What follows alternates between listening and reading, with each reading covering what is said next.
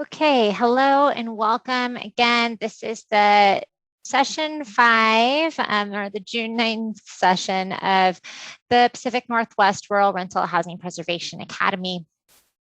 We're excited to have today a great group of speakers to talk to us about financing options as they exist to help support our preservation work in rural communities in the region. So very excited to start with that. I also want to be sure to acknowledge my colleague, Adria Norwood, who is helping on the back end with all of the technical glitches as we work through them, and is a tremendous support to my team.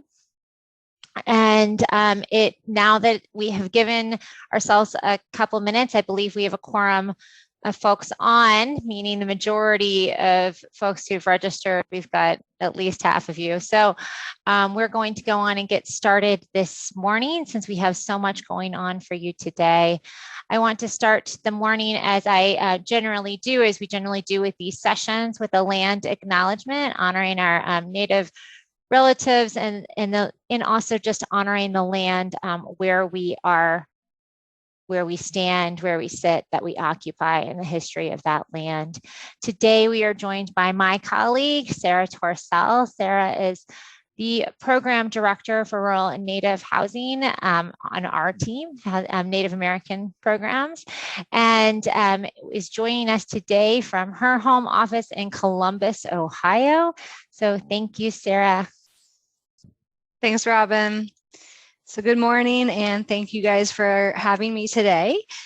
Today, as Robin said, I am speaking to you from Columbus, Ohio, sitting on the traditional lands of the Shawnee tribe.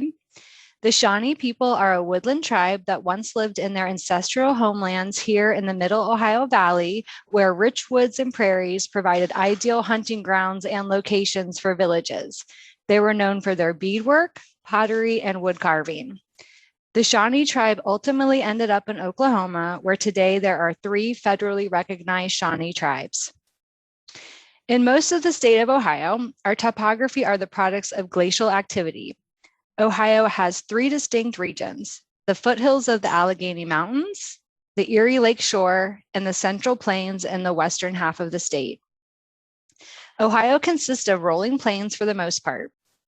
Now, that may not seem super exciting compared to some of the majestic places across our great nation, but growing up in a small rural area, I spent most of my childhood playing in the fields, exploring the rivers, being outdoors, and leading my siblings on daily adventures where our imaginations took us far beyond Ohio. Family vacations back then were taking road trips to see Ohio landmarks like caverns and gorges and ravines and serpent mounds. As a kid, it was very exciting, and coming from a family of farmers, it was also second nature to be outdoors and one with the earth. And now, as an adult with my own child, I found myself re-energized with appreciation of the land around me. We eagerly look up into the night sky to gaze at the moon and stars. I take nature walks with my daughter as the sun shines down, exploring and searching for a glimpse of the owl family that takes up residency in the ravine by our house every spring. And I happily chant the mantra, nature nurtures, to her constantly, because it does. Mother Earth is the giver and sustainer of life. She is always speaking. We just need to listen, because the earth has music for those who listen. And this is just one way that I can pay my respect and deep gratitude to Native Americans and what they have contributed to the fabric of our nation. We all should take a moment today and every day to embrace a new sense of connection and belonging to each other, to the earth, and to the spaces we occupy. I also hope that this acknowledgement can serve as an opening to greater awareness of cultural rights and as a step toward a more equitable relationship with our Indigenous communities.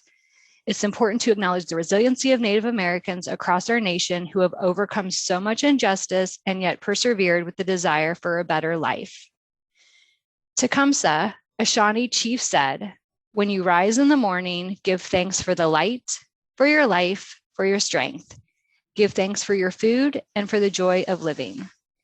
So today I'm grateful to be here with you all, and I'm thankful that we are on this journey together, learning from the past, connecting with each other so that together we can build a better future. Thank you again for allowing me to speak this morning, and please have a great session. Thanks, Robin. Back to you. Thank you, Sarah, and thank you for that reminder of gratitude for the places where we come to this conversation from. So really excited that this is part of our practice as a team to bring land acknowledgement front and center as we do our work with the Rural and Native American program team. Thank you, Sarah.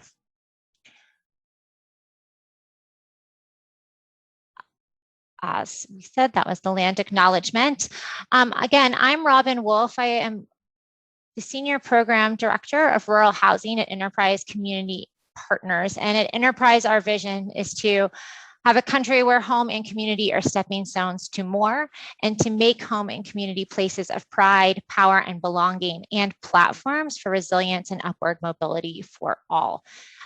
Is as that we are a national nonprofit that addresses the affordable housing crisis from a variety of angles, including owners, operations, financing, syndication, nonprofit advocacy, and a slew of other facets of Enterprise Community Partners.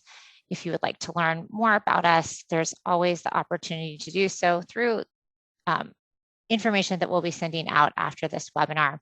As you learned when you logged on, the webinar is being recorded. The recordings will come out to everybody who is registered for this session after the session, in addition to slides that everybody will be presenting today.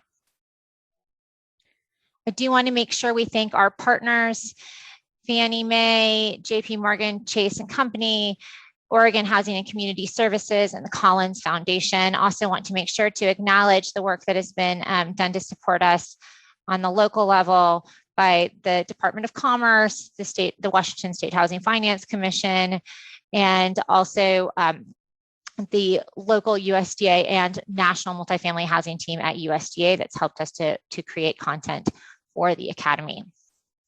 This all falls under a preservation framework that we are sort of going along as we go through these sessions. We've talked about the identification of homes, looking at list of expiring properties, pre-development work, and acquisition.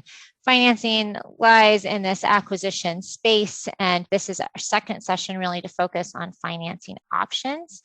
We have already talked a bit about state housing trust funds, LIHTC, CDBG, home, the Federal Home Loan Bank AHP programs, and private foundation funding. Today, we are going to focus on the debt side of some of this financing work, 538 loans from the USDA, HAC preservation products that are available through HAC, and then local CDFIs in Oregon and Washington, including NOAA, WCRA, and CRAFT 3. So we have a really robust lineup for you. And without further hesitation, I'm going to introduce you to our first guest speaker. It's Anthea Martin.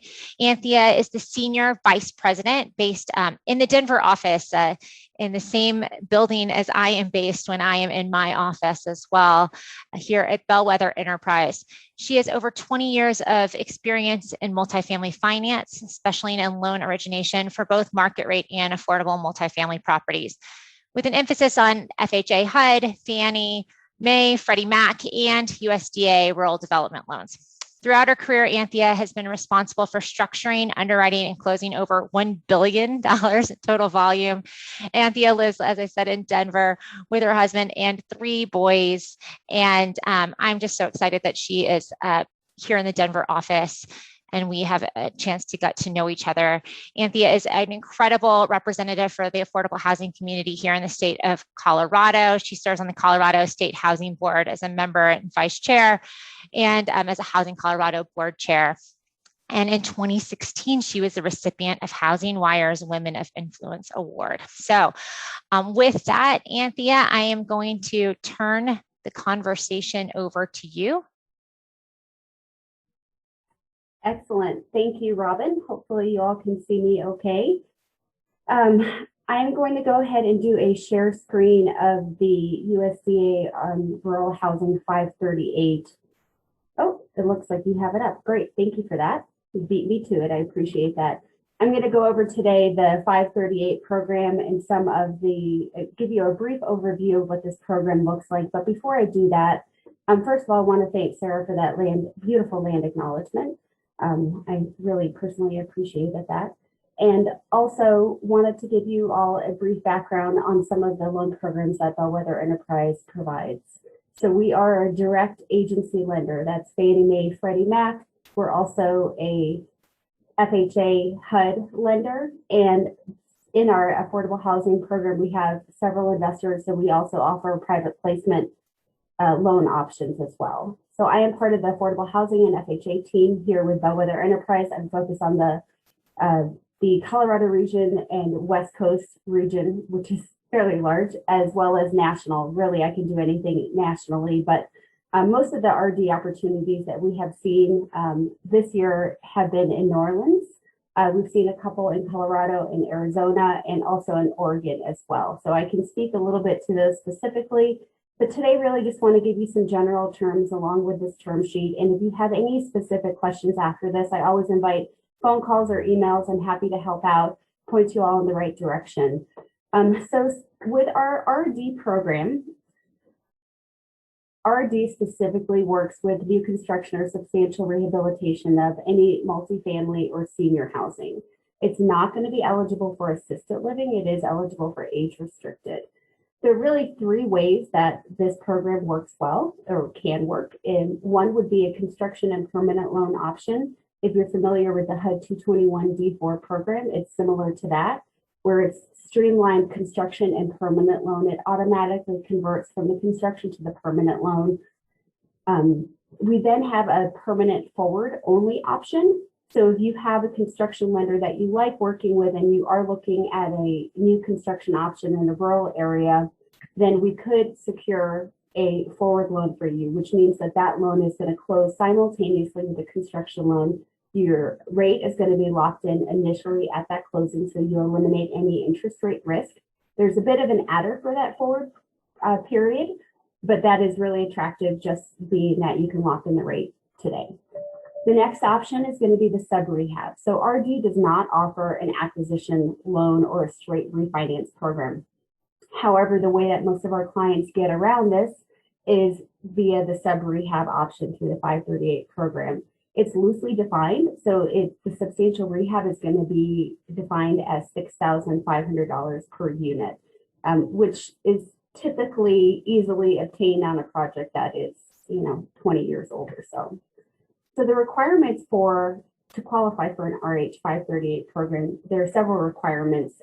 If you could zoom in a little bit, please, to the requirement section of the term sheet. And I'm going to go over just a few of these. I just want to make sure that everybody who's watching can actually read along with some of them. So it has to be in a designated rural area. The USDA defines that as an area that has a population of at least 25,000. So that's really the first step, is making sure that your project qualifies. You can, of course, reach out to me and I can do that for you, or you can go on the USDA site directly, and I'll post that link in this chat box here. And via that USDA website, you can plug in your address and it'll show you the map. So first is to make sure that you are qualified.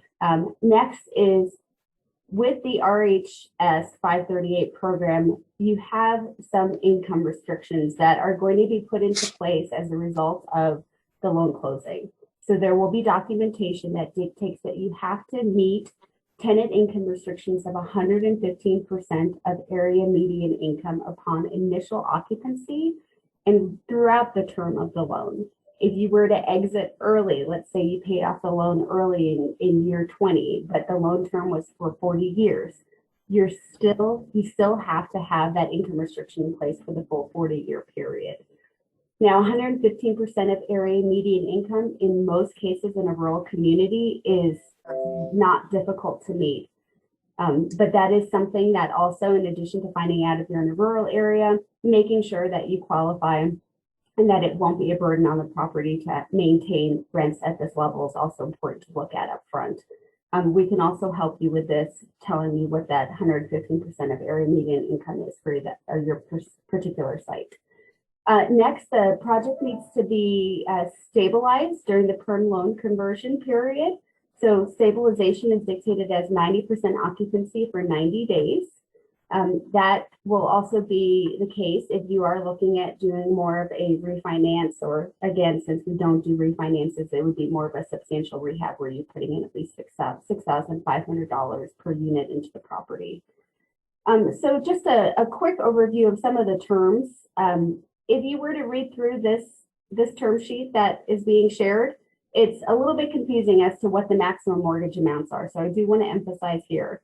So the term of the loans that are offered is a 40-year term, minimum of 25 years, but it is fully amortizing.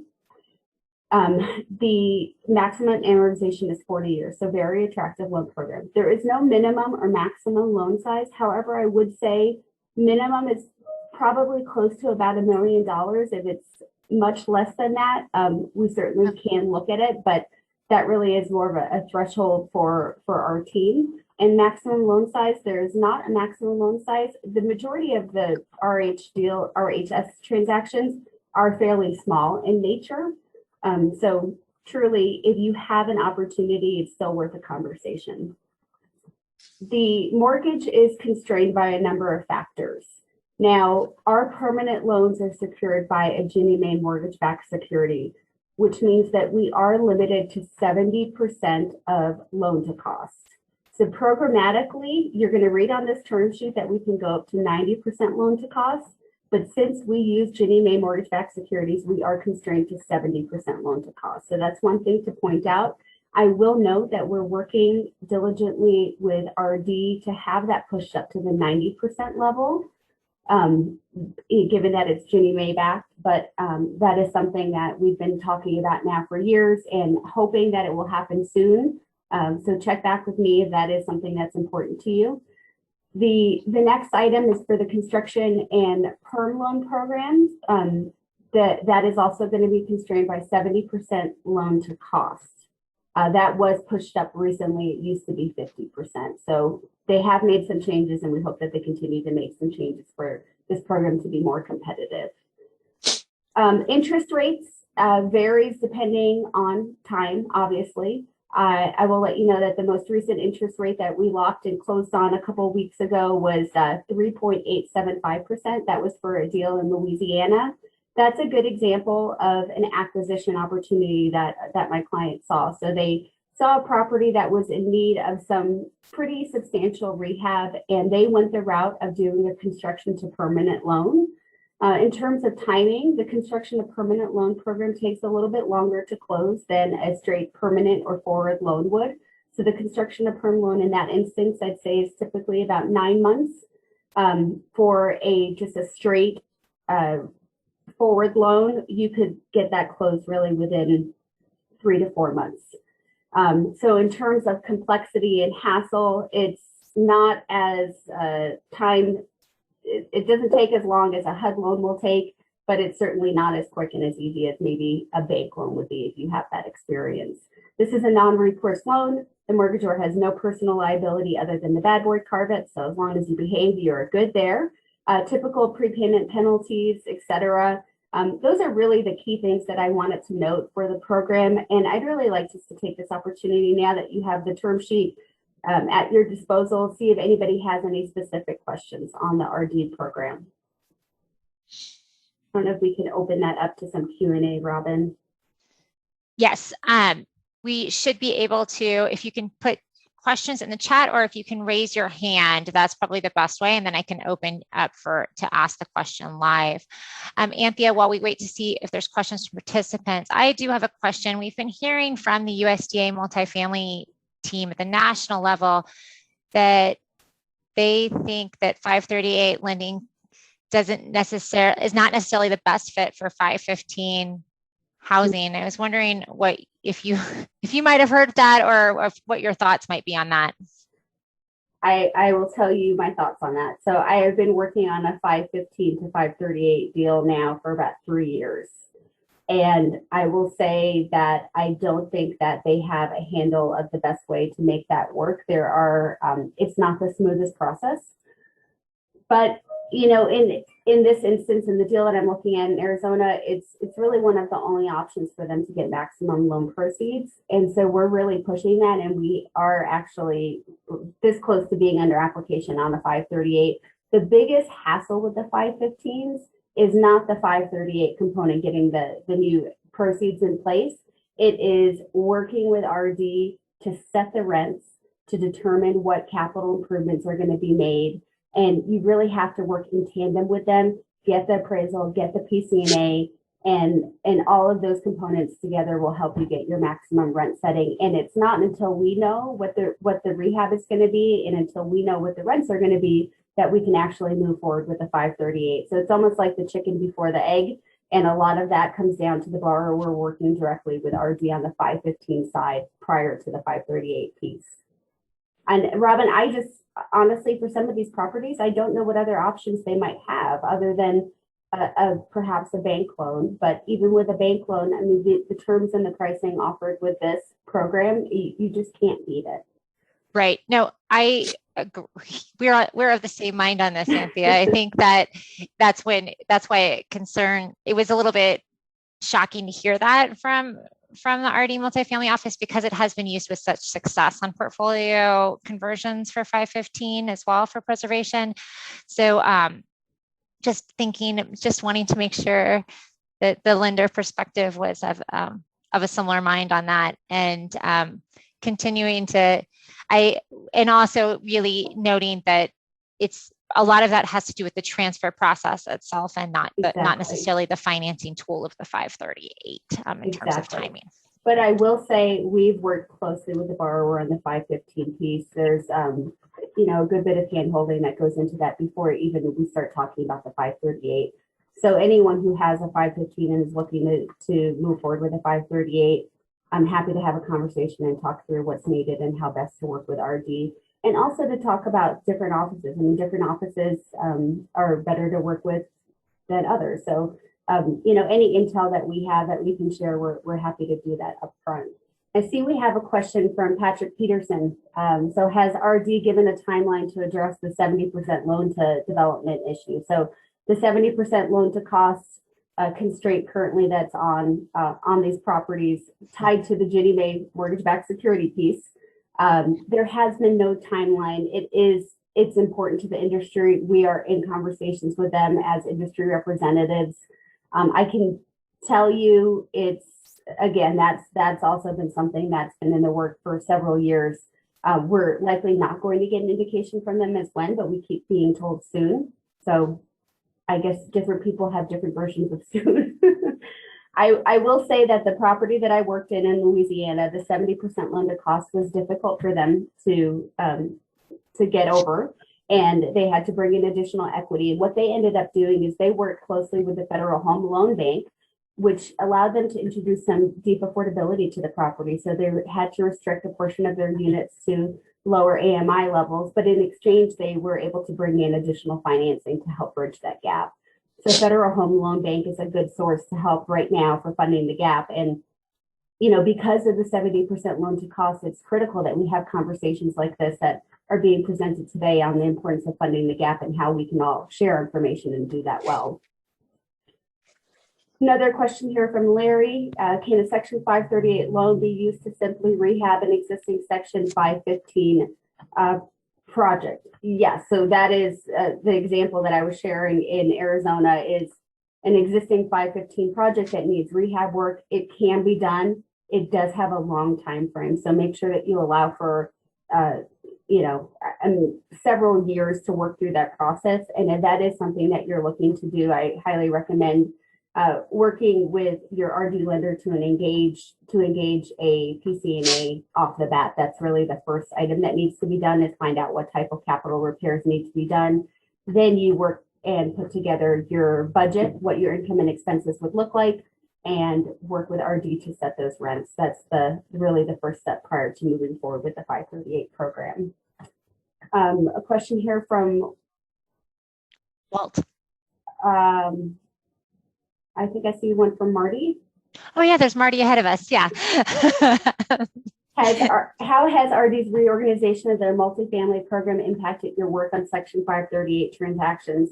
So we actually submitted one of our RD transactions during that reorganization, and as to be expected, we experienced some delays, a good bit of delays, actually. I'd say at least 2 months worth of delays. They seem to be running pretty smooth now. And, once they went through the organization, I was pleased with how quickly they were able to get to closing. We did have a timing. The borrower had to close on the land by a particular date, and they worked with us to achieve that date, which, in their defense, I really feel like they did a good job at working with us. But it was a bit of delay there for a little bit, as to be expected with a government reorganization.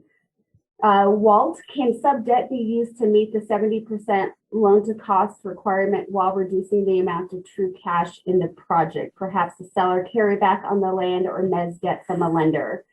So seller carryback note is really seen as, it's not seen as true sub-debt.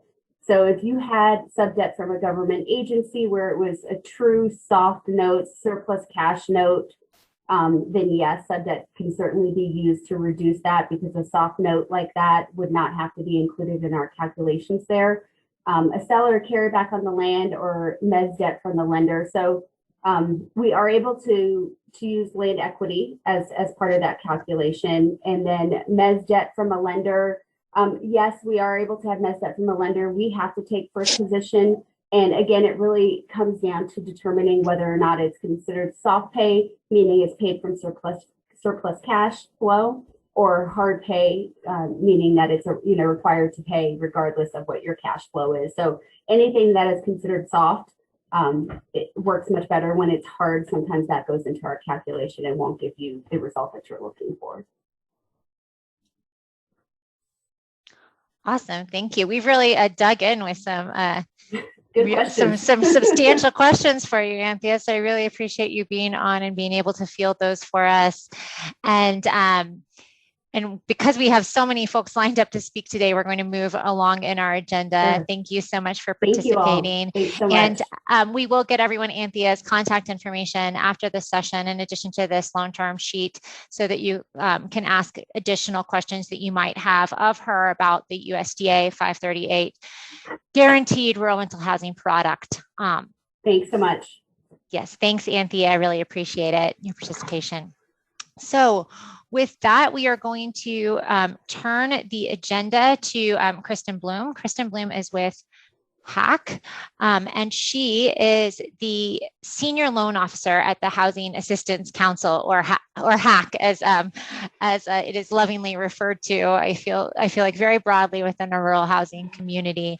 And Kristin joined HAC in 2019 and leads the loan fund's business development and underwriting activities for the HAC Loan Fund. And she has 12 years of experience previously in community development, lending at LISC and Coastal Enterprises Incorporated. So I'm excited to hear from Kristin about opportunities that HAC has specifically around rural housing preservation, and to learn more about what that is. So take it away, Kristin. Thank you. I'm excited to be here. Hopefully you can hear me. I was having internet problems earlier this afternoon. Next slide, please. I'm going to start with just a little bit of background on HAC in case you're not familiar with us. I mean, we have a mission to improve housing conditions for the poor, with the rural poor, with an emphasis on the poorest of the poor in the most rural places. We have a special focus on high needs groups and regions, including Indian Country, Mississippi Delta, farm workers, the Colonias, and Appalachia. We also have a special focus on rural housing preservation. So we're excited to be here today to talk about that, particularly USDA 515s. Next slide, please. Oh, you're already on the next slide. We are the only national nonprofit CDFI dedicated solely to helping local rural organizations build and preserve affordable housing. We do that through our loan fund, which we're talking about today, but we also provide training and technical assistance to build capacity of local nonprofit organizations. We have a research and information arm that does a lot of data and housing and general rural research on rural America and issues facing rural America. And we also have a policy and advocacy group focusing on improving housing through policy change. Next slide, please.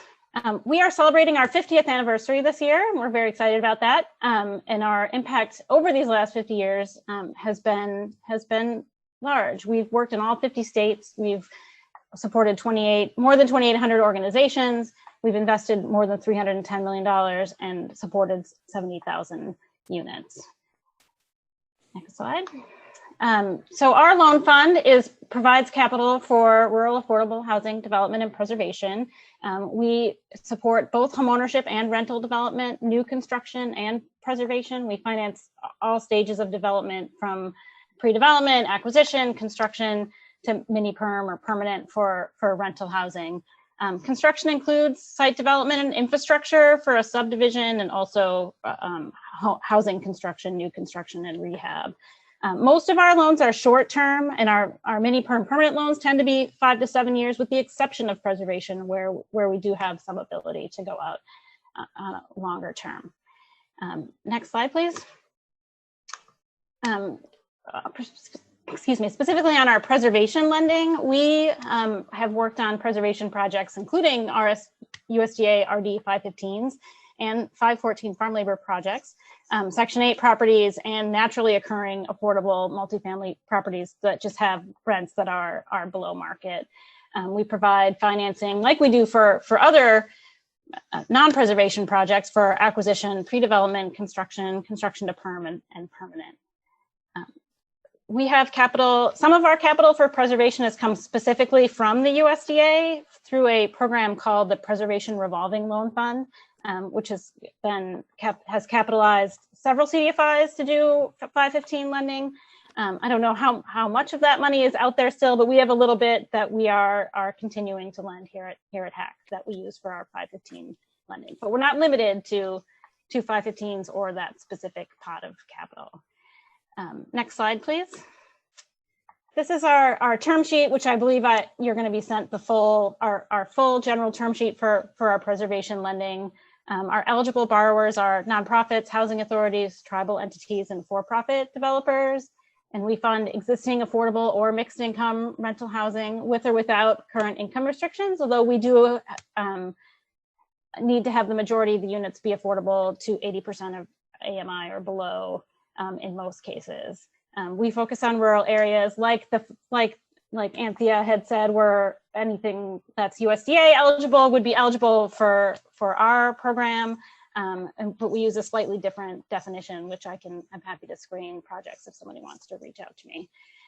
We can use it for a variety of financing uses. Our minimum loan size is on the smaller side. Our minimum and maximum loan sizes, we start at a minimum of 50,000. We go to a maximum loan size for preservation of about 1.5 million. That's not a hard limit.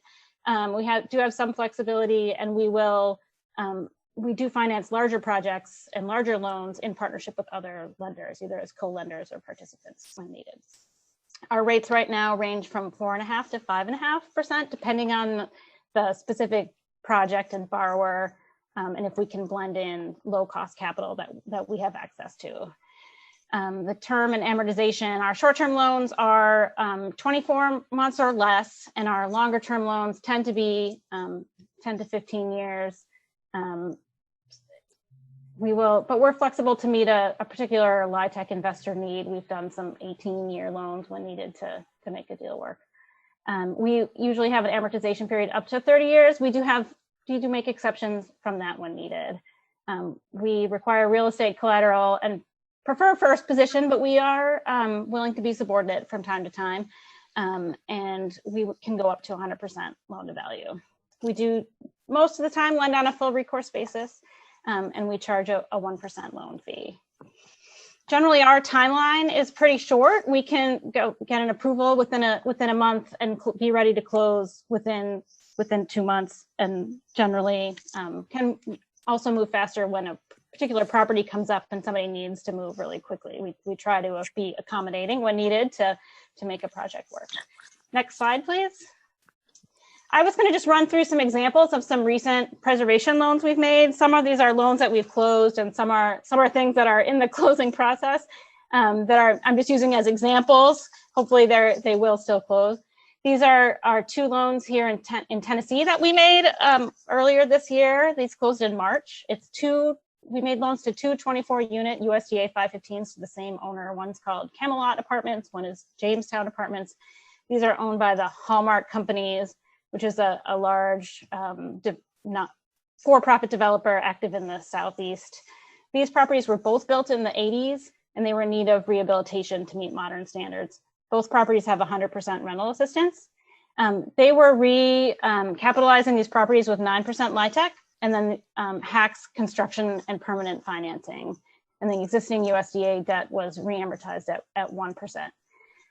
HAC's loans specifically to these properties were each about $1 million on the construction side, and those would be paid down to about $400,000 as permanent senior loans. Our rates on these were 4.75, and we had a 17-year term and 30-year amortization. And these were two separate loans. They didn't combine these into one project, although we have another loan we're working on right now, which is taking two 515s, was able to get 9% credits for both of them, and it's going to combine them into one larger project, and that's keeping some of their transaction costs a little bit lower. Next slide, please. We also work on preservation of 515s without LIHTC. I think LIHTC is probably the most common source for a big rehab, but sometimes it's hard to get those resources and the properties can't wait. So we try to find ways to preserve these as well. So we made a loan last year to a property in Florida called Amaryllis Gardens, which is a 514, was purchased by Diverse Housing Services, which is a new nonprofit created by people who have been working who own a management company and had been seeing a need for someone to come buy properties from folks who are retiring from wanting to own 515 and 514 properties in this region.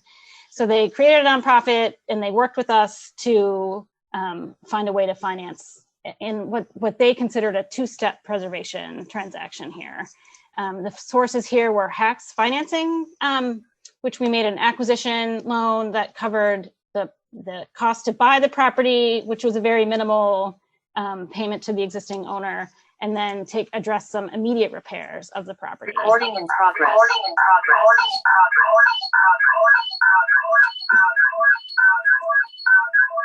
I'm getting a weird echo. Yes, hold on. We'll work on that. Making sure that's not something I'm doing wrong here. No, I don't think that's you at all. Okay. Okay, hold on one second.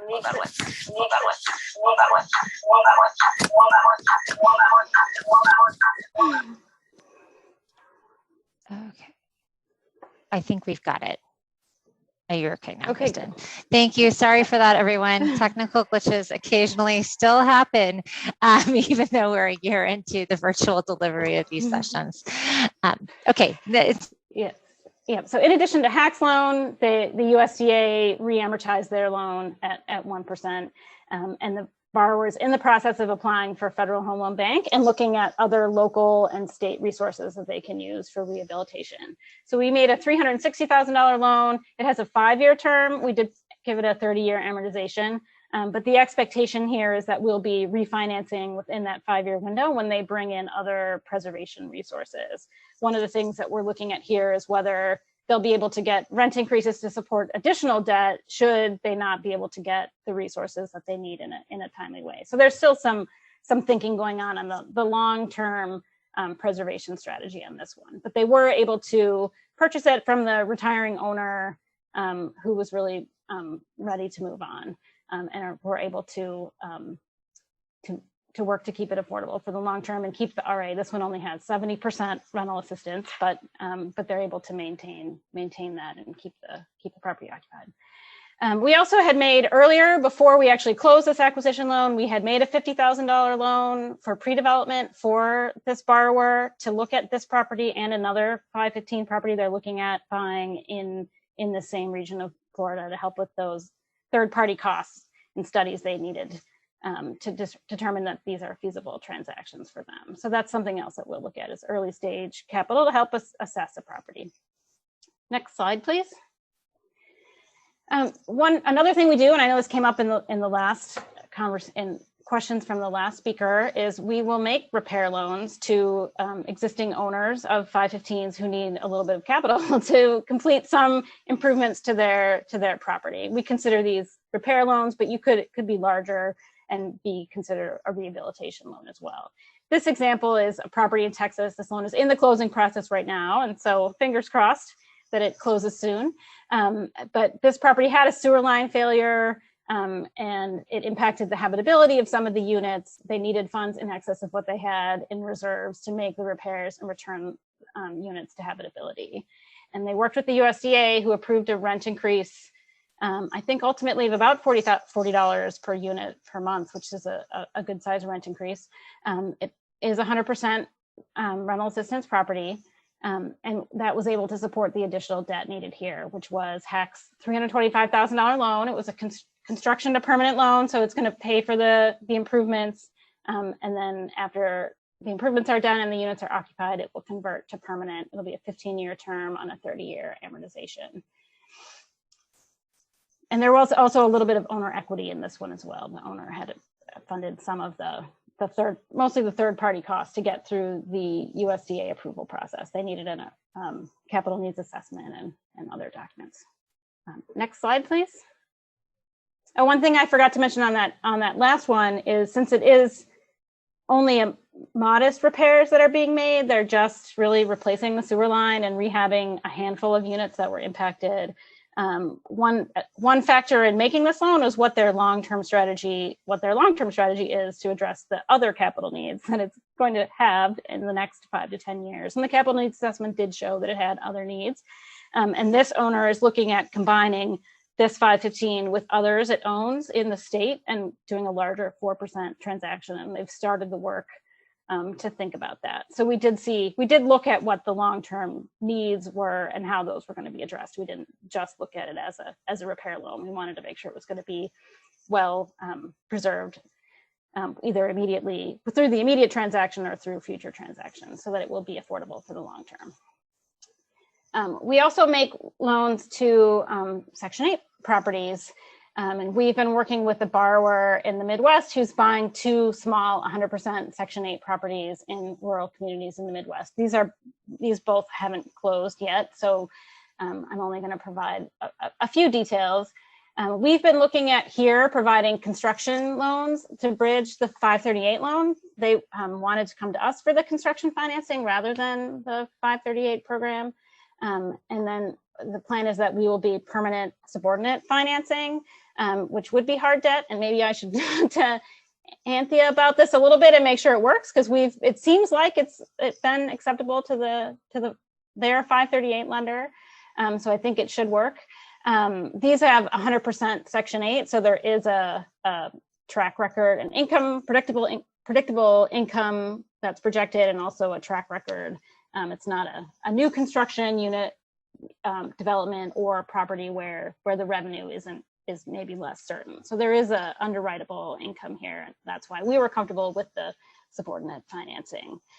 And so the 538 loan is limited to 70% loan to cost, and we're providing subordinate financing to 90% to fill that gap. And the owner is coming up with the difference through some local funding.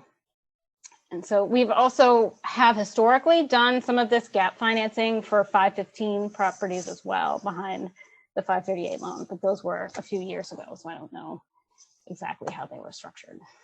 Next slide, please.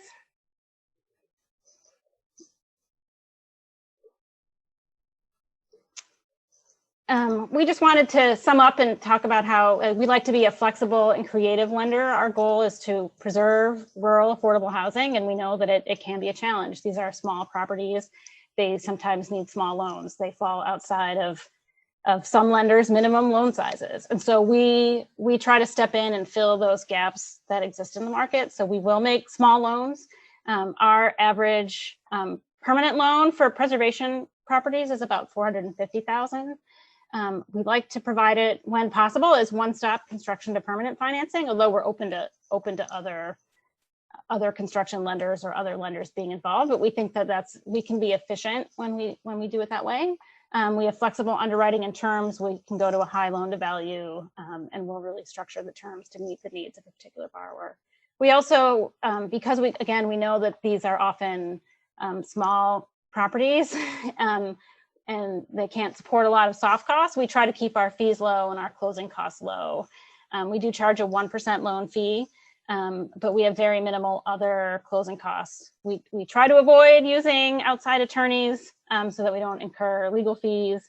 And we really do work hard to keep those costs low. We will waive appraisals unless they're needed by other lenders for existing properties that have underwritable rent history. So we just try to be a problem solver and creative in trying to figure out how to help preserve rural affordable rental housing. And the last slide, please. So please let me know if you have any questions. My contact information is up on the screen. You can feel free to call me or email me, or you can also get more information on HAC on our website, which is ruralhome.org. And if you have any questions right now about the lending that we've been doing or what we'll consider, I'd be happy to answer them. Yes, this is a great time for questions that you might have, Kristin and HAC, and about the specific products and the way that they can be utilized on preservation. Kristin was really interested in that concept of taking a Section 8 financed rural project and then using HAC dollars to bridge to the 538. I saw that one example. Have you done it other times, or is that sort of a new model that you're pursuing? Well, we have 2 loans that we've approved that are both in closing right now, and all indications are that this is going to work. I've only been at HAC since 2019. We haven't done this in my time here, but it's possible prior to my joining the team that we had done this. But it seems like these are small. One's a 17-unit property, one's 24 units. Their capital need for permanent loan need is on the small side, and it's a relatively young nonprofit without a lot of their own capital that they can bring in. So we like to try to find a way to make it work. So we have, and we're making these loans, assuming they get all the other approvals that they need and can get their 538 committed as well. No, that's great. It's a different use of 538 than I had thought of. So, and then in actually helping to see how it works with this with that bridge piece, because sometimes I know that the sequencing can be challenging with the construction to perm. So yeah, just intriguing all around. Any other questions? I don't see any coming through that you might have for HAC. Okay. We have so much going on today in the agenda. So we started today talking about HAC's products are available nationally, and they are a national CDFI. Enterprise Bellwether, their financing again is also available nationally, and Anthea works throughout the whole region for the western and southern parts of the country, which aligns a bit with our new USDA multifamily housing realignment. And then now we're going to turn the conversation. Oh, I got a question. Kristin, you might have one question for. Kristin, here's the question for you. If you are approving a loan for a Section 515 program property, do you use the PAT underwriting template? Most of our borrowers do share with us their numbers in that PAT underwriting format, but we take that and put it in our own underwriting. But I'm familiar with that from the transactions we've been working on, and seem to understand what the USDA is looking at too. It's good for us to see what the USDA is going to need and what they're considering to rent increase wise and things. Yes, no, thank you for that. And thanks for that question, Larry. I know the PAT comes up a lot as we talk about these projects. I think the folks who are working on the transfers spend a lot of time in that tool. So, okay, I think now, Kristin, we are going to transition into our local partners, starting with NOAA. And so I would like to introduce, we have actually a team from NOAA that's going to be working with us today, but I'm going to first introduce Ann Remmers. Ann is the Director of Lending at NOAA, which is the Network for Oregon Affordable Housing. So we're excited to have Anne, who join us. Anne has a ton of experience in both syndication on the private side and then at NOAA on the CDFI side and financing of affordable housing preservation transactions. She is joined today by by her teammate, colleague, Rob Prash. Rob also at NOAA, and they will talk a bit about NOAA and what NOAA has to offer in terms of permanent and gap financing for preservation projects in rural parts of Oregon specifically.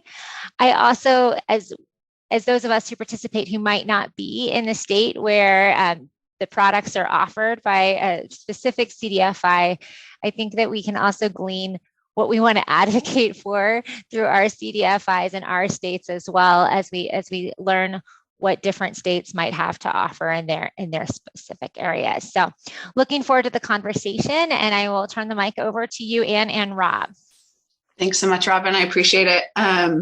Let me just start out. I've always been given the advice that I should tell a joke at the start of these things to sort of address my nerves, but I'm a terrible joke teller. So instead, I had a dream the other night about my presentation, and in the dream, I spent the entire time over at the food table and left Rob to do the entire presentation. So thankfully for Rob, this is virtual and there is no food table today.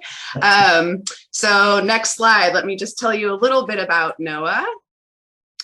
So we are a nonprofit community development financial institution. We were formed in 1990 by the Oregon Bankers Association, sort of as a risk sharing for banks back when, affordable housing was unknown, and they, excuse me,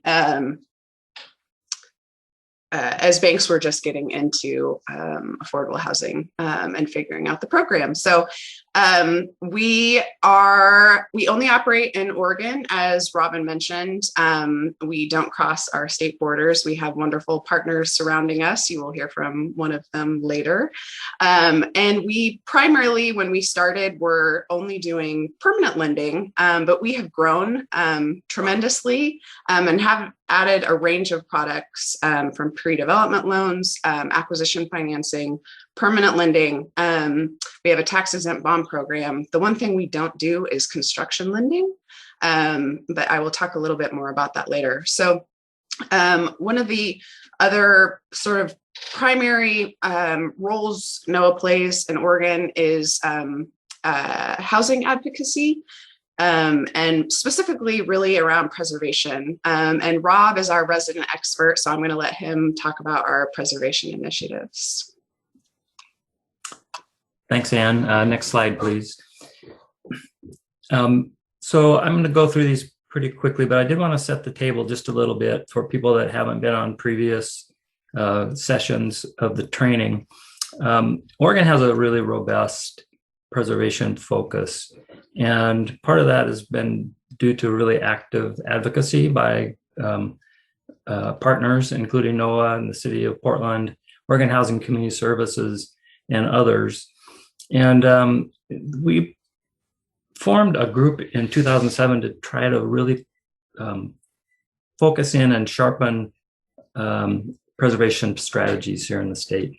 And I have to just acknowledge Oregon Philanthropy, especially Meyer Memorial Trust, who continues to fund our work, but also some of the other foundations, including Collins and Oregon Community Foundation. We also had a huge, very significant grant from the Macarthur Foundation that really got us going.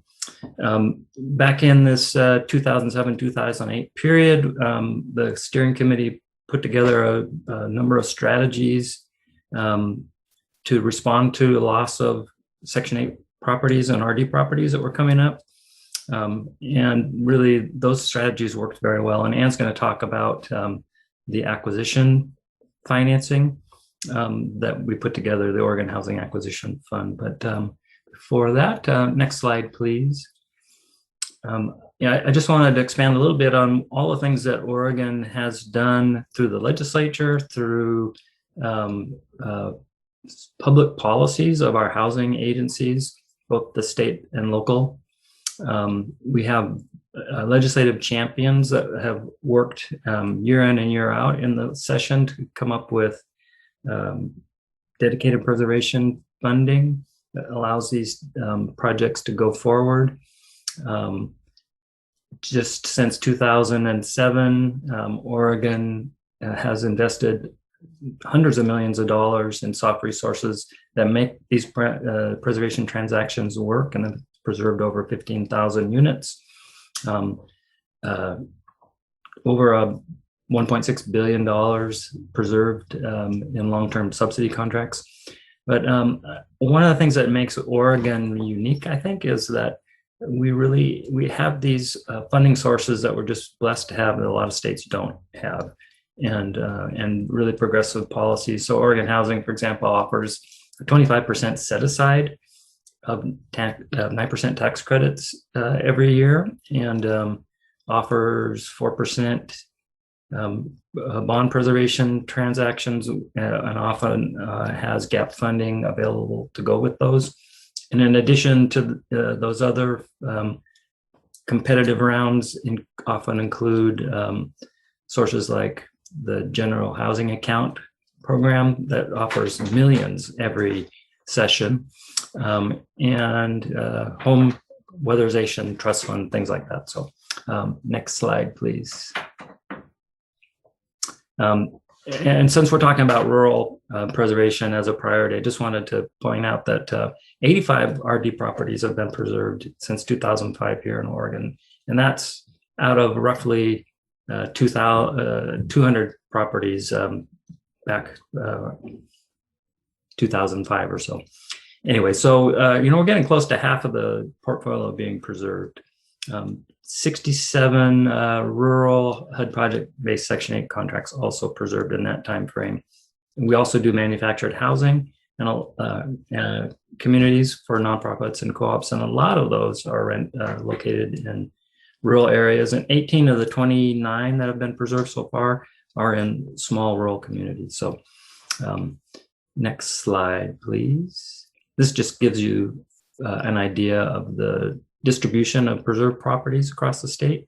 325 properties preserved to date. And you can see pretty much every corner of the state, except the far southeast, where there really isn't anything out there but cactuses and tumbleweeds and very small towns. But anyway, I think I'm going to kick it back to Anne this time, right? Yes, or the next slide, please. And then, Anne, you can start talking about the acquisition fund. All right, thanks, Rob. So we created the Oregon Housing Acquisition Fund. We call it OHAF, so I'll refer to it that way here on out. Back in about, I think, 2008, just as a way we recognized that our borrowers needed a financing product that allowed them to quickly purchase a property and essentially sort of buy time to assemble long-term financing. So that was sort of the goal of the acquisition fund. So there are several product types or property types, excuse me, that we finance using the OHAF, and that's existing federally subsidized housing market rate. We allow the purchase of market rate properties with the intent to convert to a long-term affordable project, and then manufactured housing communities as well. So we have structured the fund to be sort of flexible and sort of allow for it's essentially a high leverage interim loan fund. So it combines both traditional bank debt, but we include equity-like capital from public resources and private foundations to allow us to provide what I think is a really useful product. So next slide, please. And this is a breakdown of the sources that make up the OHAF. So you can see that there, there's a lot of bank capital, but also, again, the public and private resources as well. Next slide. This these are the 4 products that we offer in our OHAF. The preservation product over on the left is our loan that we offer for the federally subsidized projects. There is the GAP loan that allows our borrowers to use those funds to cover pre-development costs as well as acquisition costs. So it's our flexible money that gets layered on top. Then we have our, as I mentioned, manufactured home park acquisition, and then the market rate acquisition. The terms are all fairly similar with a few tweaks depending on the property type. But the term generally is 3 years with a 1-year extension. Again, the goal is to allow for time to assemble those long-term financing opportunities. The loan amount for the preservation listed here is, the max is 5 million. I will say that we have gone up to 9 million. So we have flexibility sort of depending on the property, the borrower, and our capital availability. Let's see, this will get shared with you, so I don't want to spend too much time sort of reviewing the details, but I did want to sort of highlight some of the important terms here.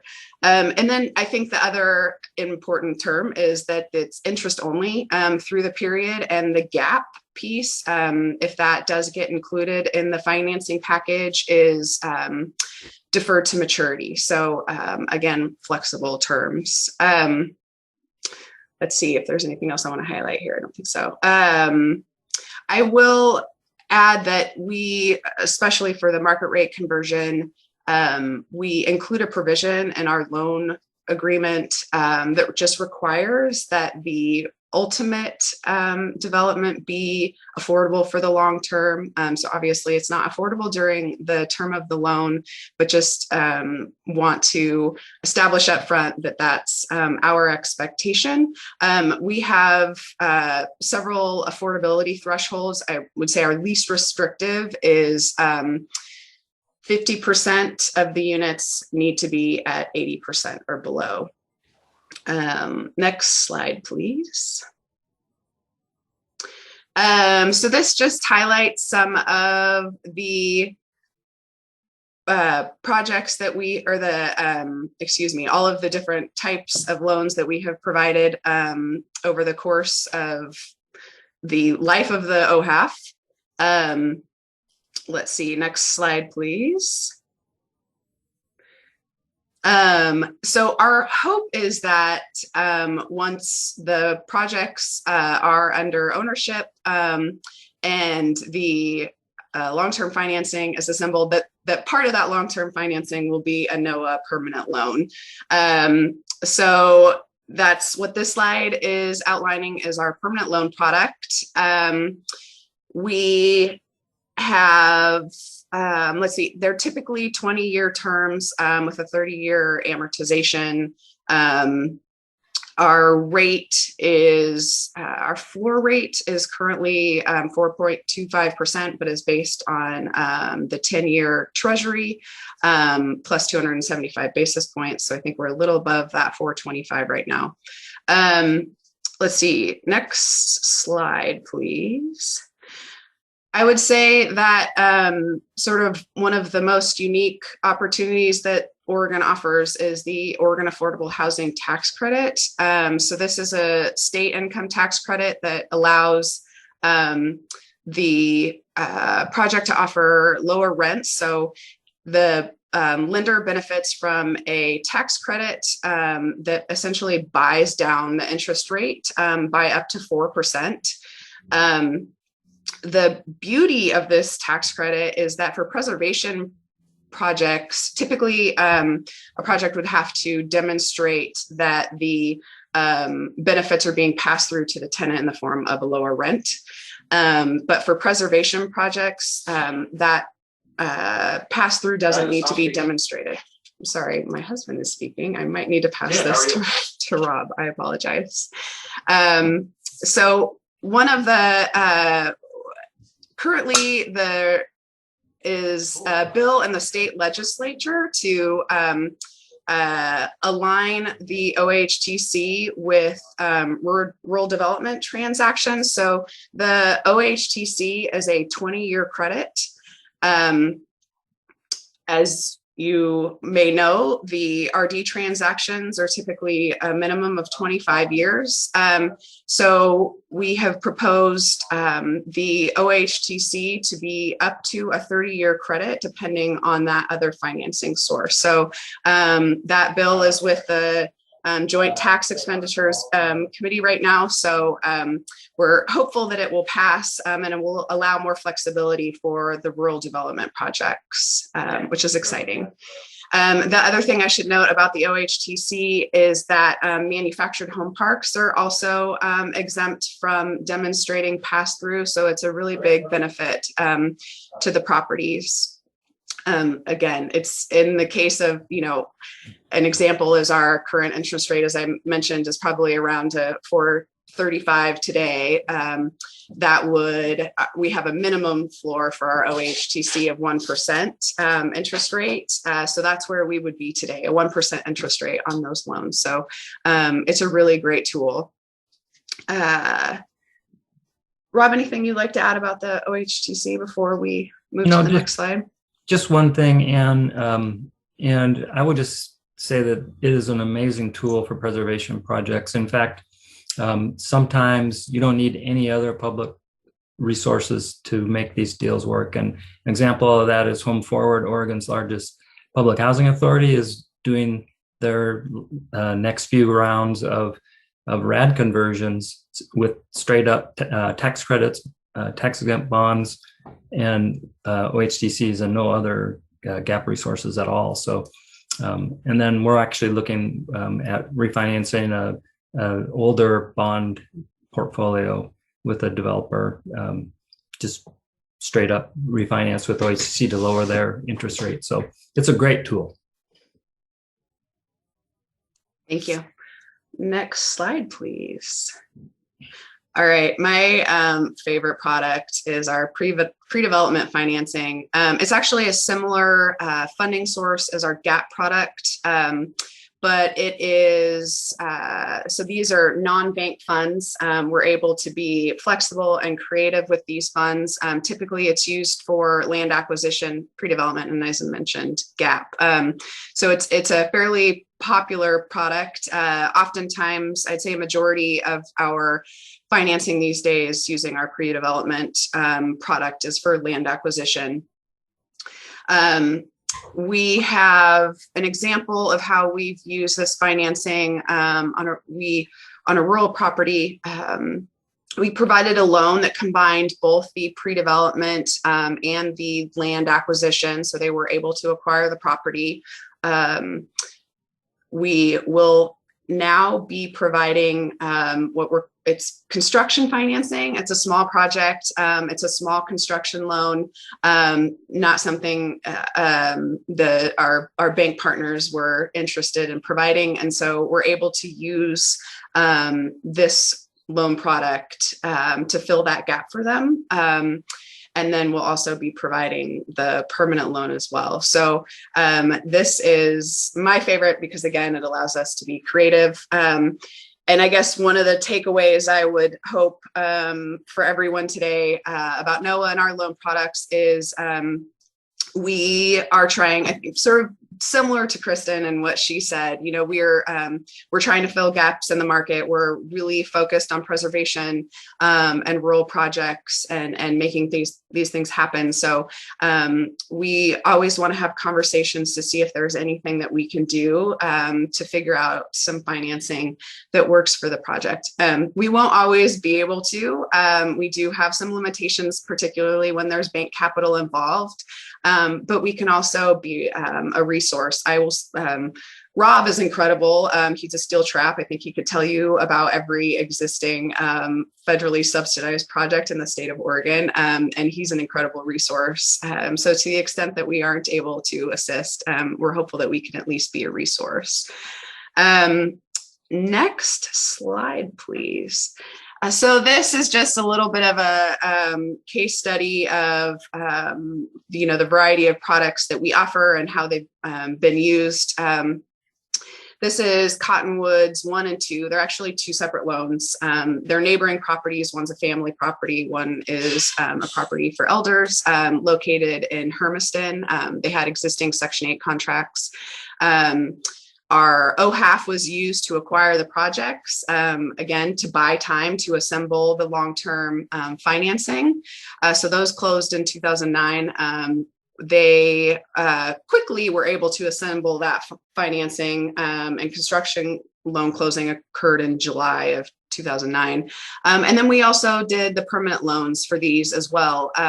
One of the properties had a full allocation of OHTCs, and another property had a partial allocation of OHTCs. So this is sort of the full range. Actually, I will note this didn't actually have a gap loan on it, so it wasn't the full range of products, but this is sort of an example of how we hope the OHAF and Perm loan products can be used.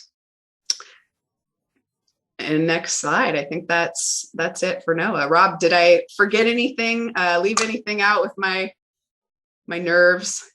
You did fantastic. All right. Got everything.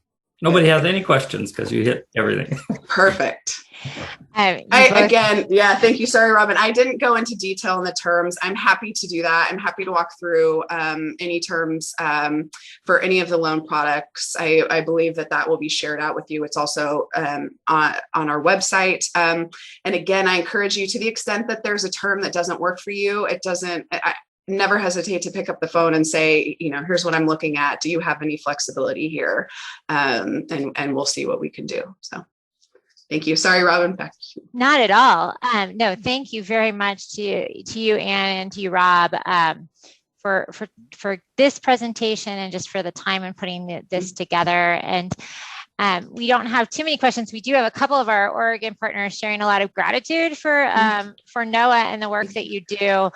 And and we do have Sheila Staley is reaching out about the land acquisition. So we'll Sheila, yes, please reach out. We will connect, make sure that you all connect there. I will say NOAA on the rural side, working as a national partner for rural advocacy, NOAA is such a tremendous partner and plays such an active role in really thinking about rural preservation in such a meaningful way. So I'm really appreciative of your participation in that platform in that space for sure. And just, of course, being here and helping present today. So I will ask, we're going to move on into the next presenter. But I'd ask if you all hang around because we're going to open up questions for kind of all of our local CDFIs at the end of session. Thank you so much. And so with that, we are going to turn the conversation over to Susan Durin. Susan is the president of the Washington Community Reinvestment Association. She joined WCRA as the vice president and director of lending in 1992 and was elected president in 2007. Before joining WCRA, she served as executive vice president of Commercial Real Estate Development Company. Following that position as vice president of commercial real estate lending for a national bank. Susan is currently a member of the Washington State Department of Commerce Housing Finance Unit's Policy Advisory Team, the Impact Capital Loan Committee Chair, and the King County Credit Enhancement Advisory Committee. She also serves on the board of the Office of Rural and Farm Worker Housing, ORF is one of our TA partners, and on Impact Capital. She was a 2003 recipient of the Washington State Housing Finance Commission's Friend of Housing Award, and we are so excited to have Susan join us today with her conversations about the offerings of WCRA. So with that, I am going to ensure that we can turn this over to Susan.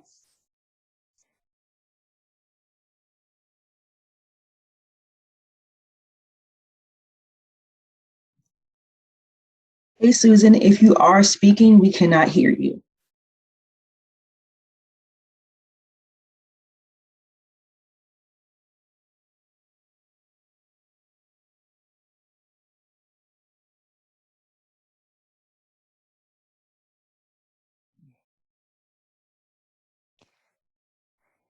This has been a session full of lots of guest speakers and lots of crazy behind the scenes. And sometimes it works as we expect, and sometimes it doesn't. So because we have yet another guest speaker to join us today, I'm going to transition from Susan to Walt. And I will introduce Walt at this point. And Adrian is going to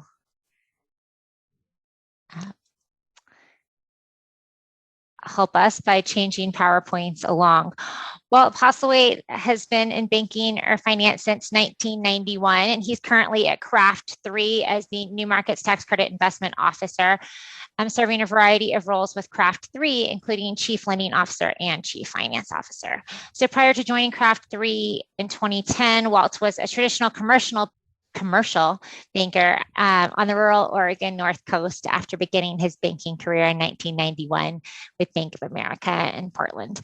So Walt, we're excited to have you here, and I see you, so that's a great sign. I think we've got your right slides up, and I'll let you take it away. Thank you. I could just go ahead and cover Susan's material and make it up as we look at the slides. But that's improv theater, and that's not exactly what I think everyone's signed up for. That could be fun. I would note that the slide on the screen is not mine. There we go. That would be mine. And just for reference, I'm kind of the odd duck in this group because what the work that Craft 3 does is more of a generalist approach to capital. We're not specifically housing, and I would actually argue that Craft 3's forte is not long-term housing because our capital stack really is not about long-term money. But the reason why I was brought into this conversation is we are a creative capital solution, and we have played a role with housing at a number of different levels with the capital stack, and primarily capital is usually the limiting factor in these projects, whether it's preservation of existing housing or creation of additional housing. Home for me is out in Astoria, Oregon, and we have had a housing crunch for our what I would call workforce housing, and that is a segment that is extremely difficult. Most of the people on this webinar are very familiar with affordable housing and LIHTC and how to put those types of projects together. It's a whole nother animal, I guess, for the lack of a better term, for workforce housing, which is a need I know in this rural community and other rural communities. So with Craft 3, we are a CDFI, very much like NOAA. They are a CDFI focused on housing. We are a community development financial institution, really focused on all types of commercial projects, and we also have a consumer line as well for clean water and also energy efficiency. But my world really centers around the commercial side. And so in and around housing, we heard earlier, and it was my question as far as the loan to cost, we heard that the USDA product caps out at 70% loan to cost. So where does this other 30% come in? We can be flexible. We have actually been mezz debt in these types of transactions where we can be very patient. We can, it's always a spectrum, right? So unlike other speakers you heard today that have a product and they can outline what this product looks like and how it could fit your needs, I have an empty shelf. We really are more, excuse me, of a chef that doesn't really work with the recipe, right? We look at the project, we meet with the project sponsors, and we try to figure out if there is a mutual kind of crossroad where Craft 3 can use our capital in a creative manner that can get this project done that has outcomes that outweigh the creative risks. And we look for the outcomes. And And unlike a commercial bank, and you heard my background, up until the last 11 and a half years really was around traditional commercial banking. Craft 3, and generally speaking, the CDFI industry as a whole, we do not lend money to make money, right? That's the role of a commercial bank, right? And you know, we expect that. You know, they tend to be for-profit corporations. They have to make more money next year than they did this year. It's part of what they do. But CDFIs, frankly, I think we are too well kept of a secret. I don't think people in at least Oregon and Washington, where Craft 3 does business, actually knows Craft 3 or actually even knows what a CDFI is. But it's a very powerful financial institution in the capital ecosphere that lends money to achieve outcomes. Yes, we charge interest. We do loans, so we do expect to get paid back. These are not grants. And I should note that Craft 3 is not a low-cost option. Most of the capital we lend out, we borrow from the commercial banks because they're able to use that relationship on their bank exams. It's part of the Community Reinvestment Act. So our cost of funds is a little under 3.5% now compared to a bank that really has not had cost of funds for the last 10 or 15 years. So we are a little bit more expensive, but what you get is a lot of flexibility. We heard earlier that the USDA, to bring in this mezz debt, has to be soft debt. What that means is we have to have a subordination agreement that is either, we charge a loan fee that covers the interest, so there's not a monthly payment or an annual payment or a quarterly payment during this period of construction or the stabilization period before we can get out. Excess cash flow, so if we don't get paid, we can't take action. So this is what CDFIs can do. And for Oregon and Washington, that's where Craft 3 does business. And I'll have you go to the next slide. So the first slide was where we have offices. We do have 8 offices in Oregon and Washington. In Washington, we are in Port Angeles, Seattle, Walla Walla, and Spokane. And in Oregon, we are in Astoria, Portland, Klamath Falls, and Bend. And then this slide, just with the color-coded dots, kind of is just representative of where we have done lending. We too have not done a lot in the southeast corner of Oregon, which is high desert and pretty open, a lot of junipers. So the takeaway that I would like you to have from Craft 3 is, if you do have a housing project and there's a gap in your capital, call us if you're in Oregon and Washington, and if you go to the next slide, you'll have my information. We're also going to be in with the information going back. We may not have the answer, but we can certainly help you look around corners and brainstorm to try to find answers. If you're not in Oregon or Washington, I highly recommend that you learn about the local CDFIs you have in your area. I know that we do work with NOAA. I actually had an opportunity to work with them a few years ago on a really cool energy efficiency program for multiple housing. And with multi-housing, it's hard to think of energy efficiency upgrades because that's all on the shoulders of the property owner. And we came up with a way to do that. So if you got a gap in your capital, think of a CDFI, reach out and have a conversation. It may not bear fruit, but it certainly could bear fruit. And as 2 quick examples, was brought up by my NOAA colleagues that manufactured home parks are important, and these housing units need to be preserved. And we all know that the trend was to convert these parks into other uses. They're a large plot of land. You can develop that land into really kind of higher yield or more expensive value and sell it. But then these people find themselves without a home. We are active active in working with the park tenants to form co-ops. We have financed co-ops to buy the property when they come and sell. And I wouldn't say that Craft 3 is a speedy credit decision, but we also know that time is very important. So as opportunities arise, we are able to act fairly quickly to try to come up with the solution.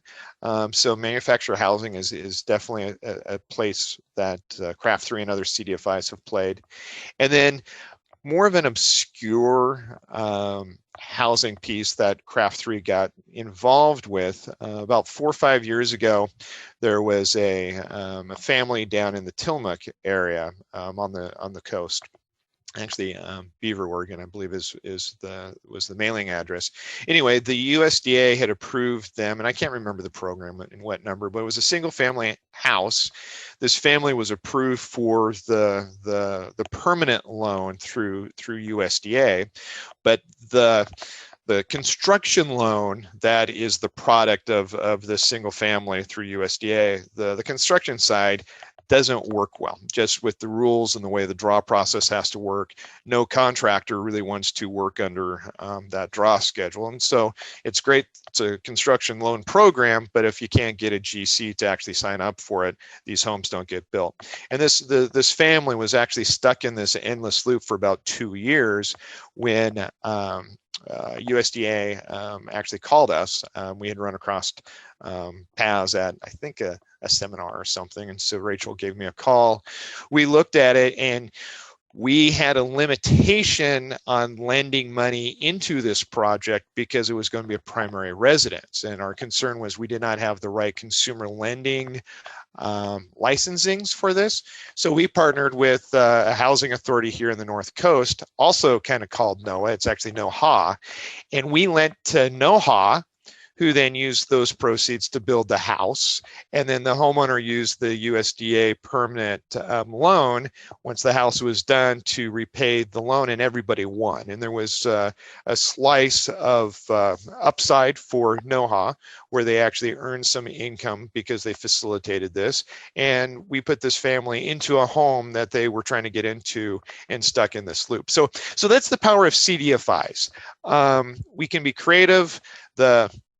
I would say the hardest part when you talk to a CDFI is most of them don't have this product sheet that they can hand out to you. So there's a lot of Q&A that goes back and forth in trying to figure out what the true capital needs are, what are the limitations that capital comes with any other financing.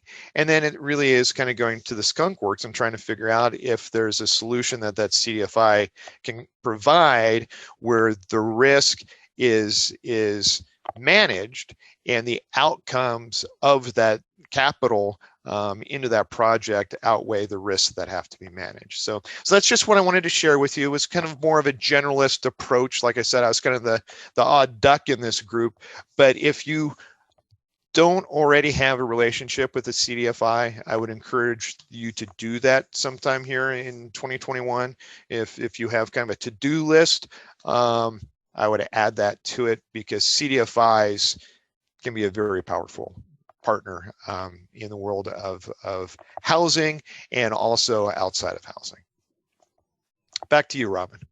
Yeah, no, thank you so much, Walt, for that. And I 100% agree with your endorsement of CDFIs and their importance in housing, and also just in creative capital for small business development, economic mobility as the whole economic development. So CDFIs, we have several of CDFIs who are on the call today, including HAC has their CDFI, and then Enterprise also has a CDFI and Enterprise Community Loan Fund. So I don't know if we said this at any point in time, but CDFI stands for Community Development Financial Institution, and they are certified by the Treasury as organizations that are explicitly established to serve specific communities, low, moderate income populations, and to meet mission. So ORF is a CDFI as well. So lots of CDFIs going on. And part of this conversation, Sheila, you had a question. How would a CDFI work with land lease process for single family housing with the CDC?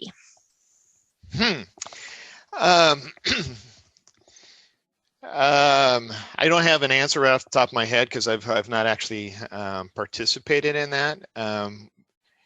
My guess would be there's two approaches: that the CDFI itself could acquire the land, and we've spent a lot of time at Craft 3 talking about what type of a role can we play around housing that we're not playing today, and what we have seen is the land value with the spike previously in land values that had been kind of the limiting factor. Now I think it's material costs, because we all saw what happened with material costs over the last year. So with land, I know we've talked about the CDFI actually acquiring the land and holding the land and having some sort of like lease to own with the sponsor, because that can reduce the amount of capital that's required up front. We had looked at one point, I think we had talked to NOHA about providing a pool of funds for them to actually lock up additional property to build. No, it was not NOHA. It was Capital Access team. I believe that they were looking at a large parcel that had come into the market, and they thought it could be broken up into 4 to 6 single family lots that they would develop over time. So I don't have a cookie cutter answer for you on that one, but it's certainly within the scope of a CDFI, and so it's just finding that creative partner and trying to figure out what works for all parties. Fantastic. And if any other thoughts come from our other CDFI partners and want to put that in chat, that would be great.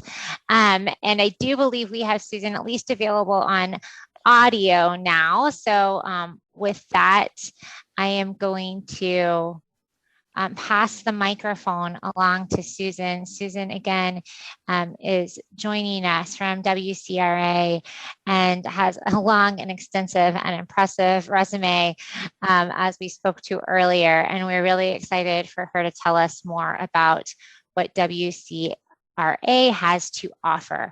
So Susan, we will try again, and I'm going to turn the mic over to you. Well, thank you very much. Today I'm having technical difficulties, I guess, and I assume that you can hear me now, although... We can hear you great, Susan. It's perfect.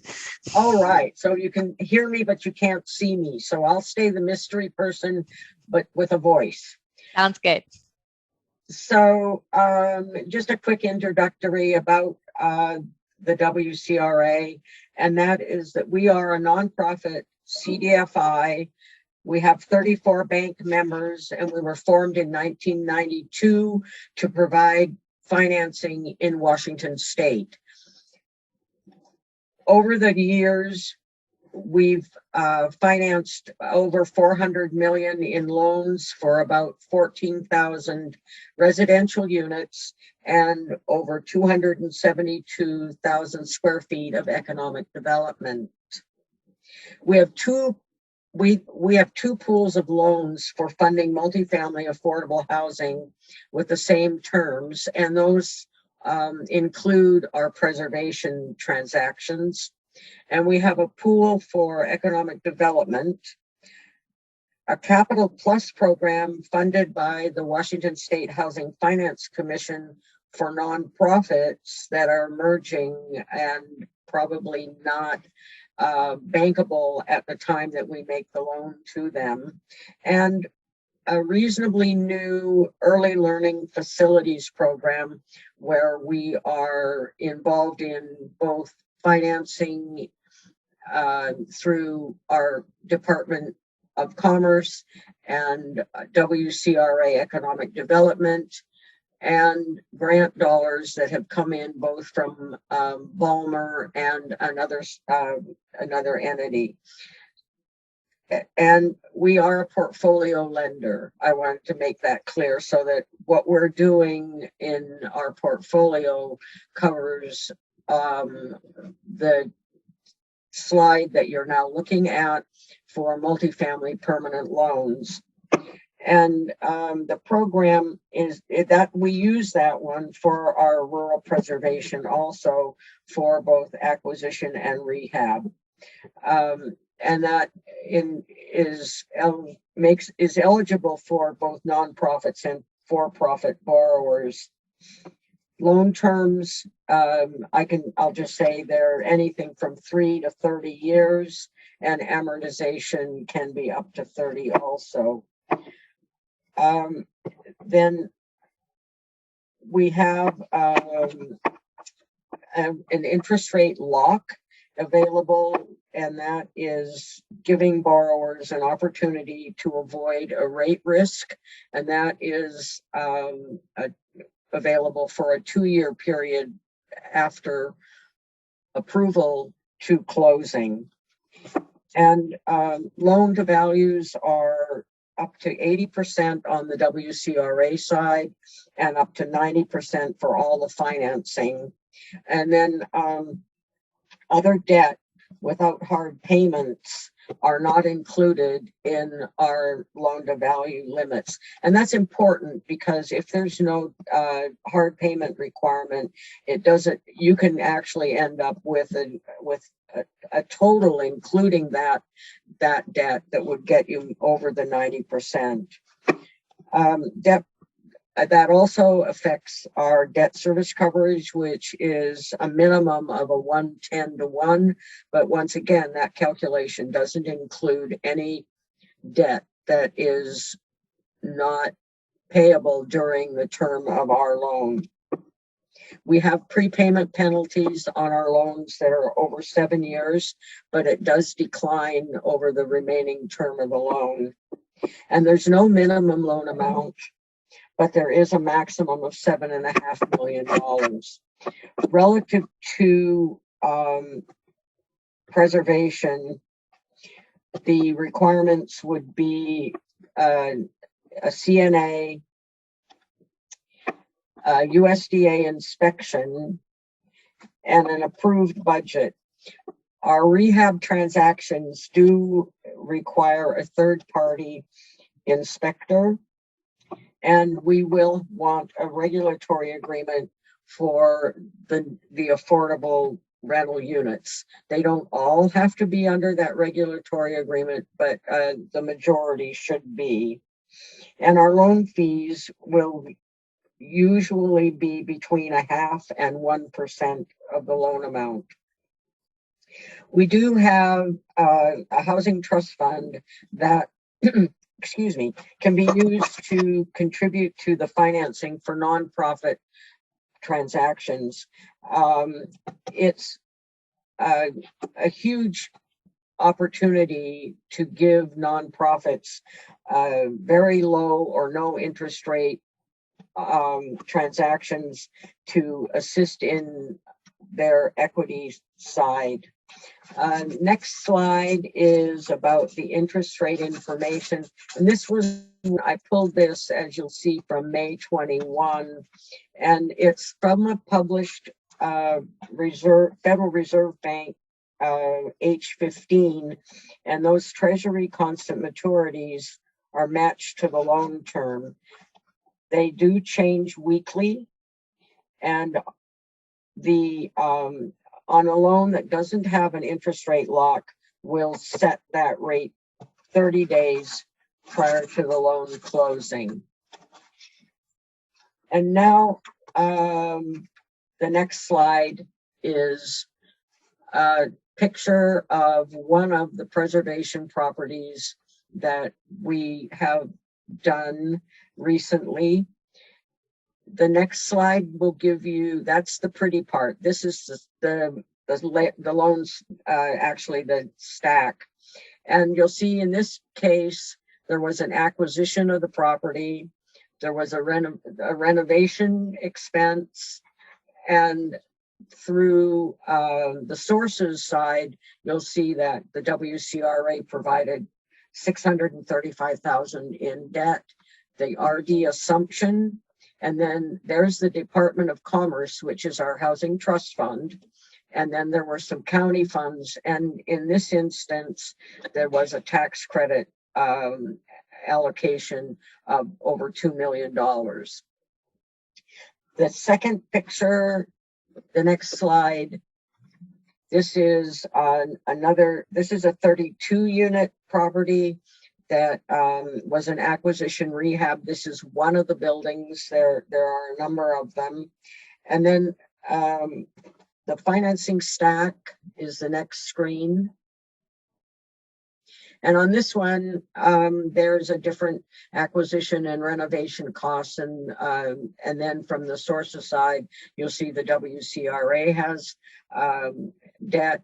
There's an RD assumption. Once again, the Department of Commerce and a county transaction and tax credits. These two transactions, both as it seems, were both tax credit related, but we do have others in our portfolio that were an acquisition rehab of an existing RD loan, and that did not have tax credits but had WCRA debt and the RD assumption of the existing debt on the property when it was assumed. Then let's see, the next screen is to just give you an idea. This is another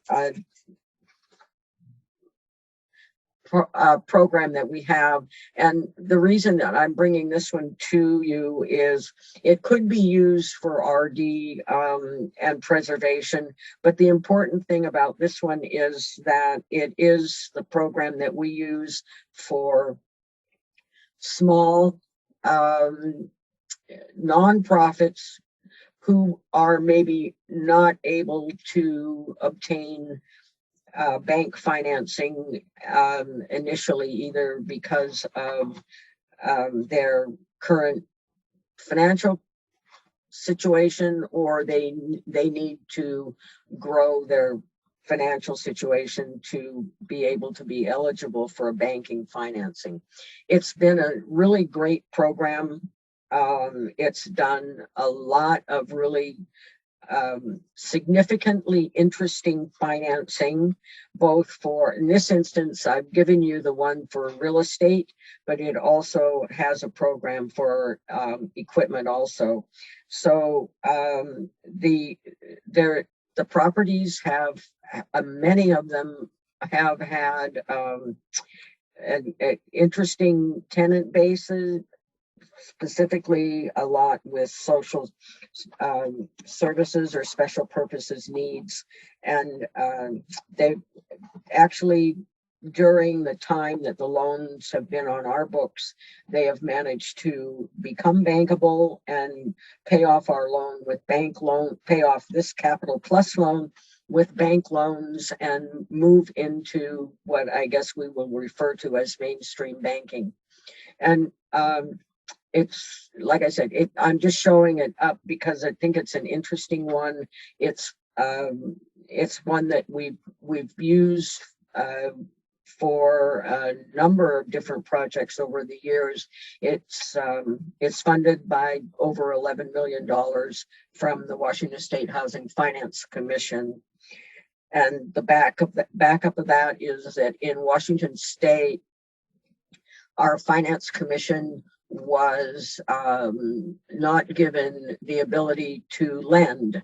That was a bank lobbying requirement that back when they were formed, they could do all the other things that they're given to do with tax credits and bonds, but not direct lending. So that's the background for why we have been able to obtain this funding and use it for this purpose. The next slide is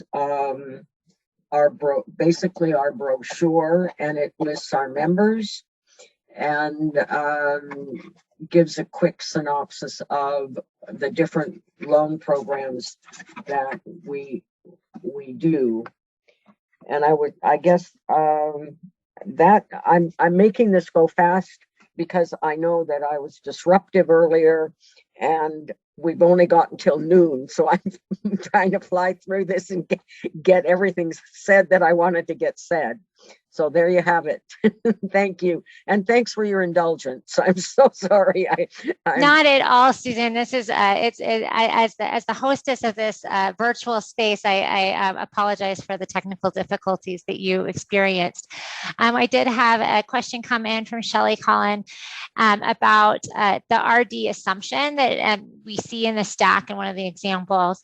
And the question is, are you signing the required RD subordination, as that has been seen as the holdup for some lenders, is the rural development subordination requirements. And so, Susan, that core question I think is really specifically to you and WCRA, is how you handle that RD subordination request. Actually, we have not been asked to. We are a first lien lender. So the answer initially is we have not, and we have not been asked to sign it. And we have declined the opportunity to have a parity agreement also. So far in Washington State, we've managed to continue to do these transactions without either parity or subordination. And I guess, from our standpoint, our member banks would not agree to our subordinating anyway. So it would be, it wouldn't be something we could do. Okay, thanks. That makes sense. That is, I know that it has come up, this subordination requirement.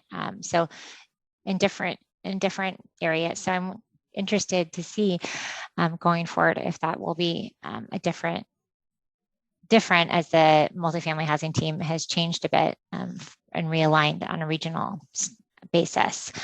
At this point, we have a couple of, we have about 10 minutes that we can assign to questions for the entire group. I'm going to open it up for the entire panel to answer questions. You can, of course, submit questions via the question and answer or via the chat feature, or if you're fancy and just want to press that little hand at the bottom of your screen, you can do that as well, and we can let you speak. But I'm going to open up with one question for the entire panel, and then I'll see who's ready to answer it. And it's, from the lender perspective, I'm really interested in what you're seeing as the biggest challenges that small owner operators are facing as they look to preserve or recapitalize their projects or acquire projects that are in need of preservation. So that is the question. What are the biggest challenges facing groups as they're looking to preserve or recapitalize projects in rural communities? And looks like Rob is the first to turn his video on to provide an answer. Take it away. Well, just from a perspective of getting deals done, I really think it's capacity, especially with smaller deals that don't always lend themselves to combining with others to get to scale that works. So I think, number one, that's the biggest problem that many of the smaller rural groups face. And sometimes the projects are so small, they don't generate enough fee to pay for a consultant. So, you're really kind of struggling. Yes, capacity, and then that fee comes up over and over again. Walt, looks like you might have a thought here. Well, I think it's expanding on capacity, and that also includes time. What we've seen, especially with the pandemic, is that everybody is multitasking, while at the same time there are a lot of partners not throwing any general categories under the bus, but as we have kind of migrated to a remote workforce, some organizations have been much better with their throughput, response time, getting the job done than other groups or agencies. And so you've got the project sponsors or business owners that are now further stretched with what they're trying to get accomplished during a day. Well, their third-party people they're dependent on, those results or deliverables have slowed down. So I think time capacity is what I would say is a huge issue now in getting things done and in getting capital and in projects moving forward. Yeah, that's interesting. I often make the distinction between or talk about capacity and bandwidth. I think is something else that really comes up as we talk with rural communities, because many of our rural CDCs have much leaner staffs than like large PHAs out of a big metro area, for example. So that's one thing.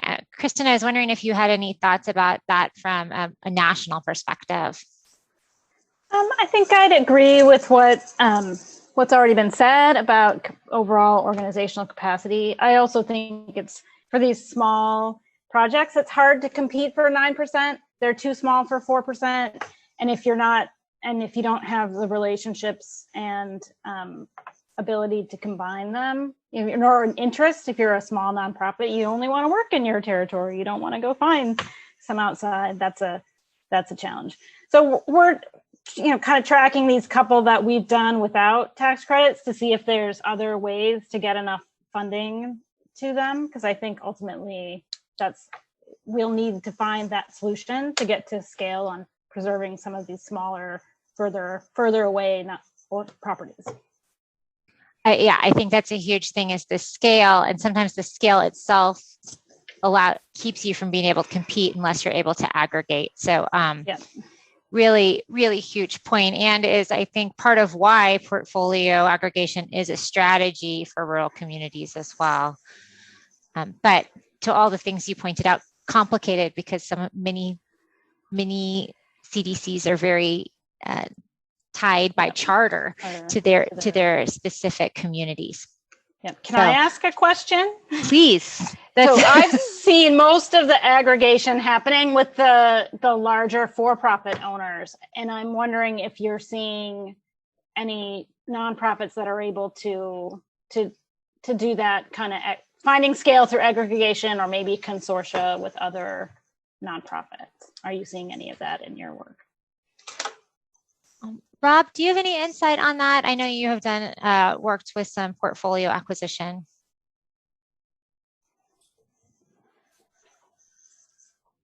Well, I would say there's been a few examples of consolidations and portfolio deals, but almost all of them here in Oregon have been done by larger for-profits, because they have the experience, they have the capacity to get those deals done, and they assemble teams that can go in and repeat those same kind of transactions all across the state. Mm-hmm. So it's a great approach, but it's difficult for some smaller nonprofits to pull off, for sure.